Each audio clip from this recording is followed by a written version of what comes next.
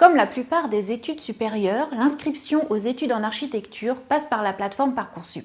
Les élèves de terminale ainsi que les bacheliers en réorientation ou ayant fait une année de césure peuvent exprimer jusqu'à 10 vœux. Chaque candidature à une école d'architecture compte pour un vœu. Après un diplôme, comme certains BTS, des équivalences peuvent être obtenues. Il faut alors prendre directement contact avec le service de la scolarité de l'établissement souhaité. Tout ceci est indiqué sur le site de Parcoursup. Les titulaires d'un bac étranger non européen doivent remplir un dossier de demande d'admission préalable. Un certain niveau de compréhension de la langue française est requis.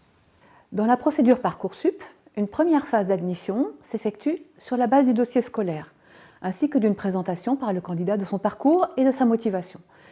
Les appréciations des professeurs, les notes, ainsi que les centres d'intérêt sont examinés. Dans une deuxième phase, les candidats admissibles sont convoqués à un entretien avec un jury. Comme le montre ce MOOC, les études d'architecture sont très diversifiées. Toutes les disciplines du secondaire peuvent donc être prises en considération dans la consultation des dossiers. Mais une attention toute particulière est accordée aux motifs qui conduisent les candidats vers cette voie, à leur curiosité, à leur capacité d'observation, à leur créativité bien sûr aussi. Depuis une quinzaine d'années, de plus en plus d'écoles d'architecture proposent un double parcours d'ingénieur-architecte ou d'architecte-ingénieur en partenariat avec des écoles d'ingénieurs. Cela suppose évidemment d'avoir un très bon niveau dans les matières scientifiques au lycée. Il y a généralement des modalités particulières de recrutement. À Bordeaux ou à Lille, il est possible aussi de suivre une formation associant architecture et paysage. 2 établissements délivrent un diplôme reconnu par l'État et par l'Ordre des architectes, mais ont un régime particulier. L'École spéciale d'architecture, à Paris, qui est un établissement privé, et l'INSA, un institut public de sciences appliquées à Strasbourg. Les 20 écoles nationales supérieures d'architecture accueillent environ 19 800 étudiants au total, dont environ 2 600 nouveaux étudiants qui s'inscrivent en première année chaque année.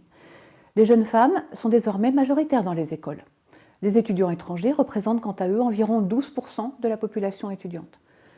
Grâce aux conventions culture et diversité, les lycéens issus d'établissements concentrant les difficultés sociales et scolaires peuvent trouver de l'aide pour leur accès aux écoles nationales supérieures d'architecture. Par ailleurs, les salariés de l'architecture, de la construction ou de l'aménagement de l'espace qui souhaitent obtenir des diplômes d'architecture peuvent suivre une formation professionnelle continue, diplômante, selon un emploi du temps aménagé. Plusieurs écoles proposent ce cursus et chaque année, entre 150 et 200 personnes ont ainsi la possibilité d'obtenir les diplômes de premier ou de deuxième cycle en architecture tout en poursuivant leur activité.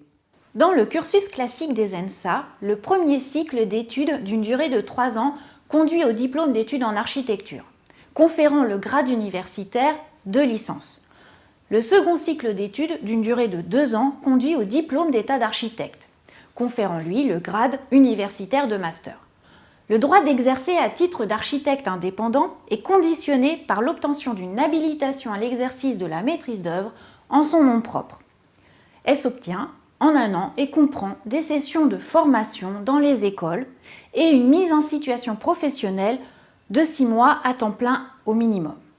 D'autres formations peuvent mener à des diplômes de spécialisation et d'approfondissement en architecture, de niveau post-master, nécessitant une durée de formation d'1 ou 2 ans.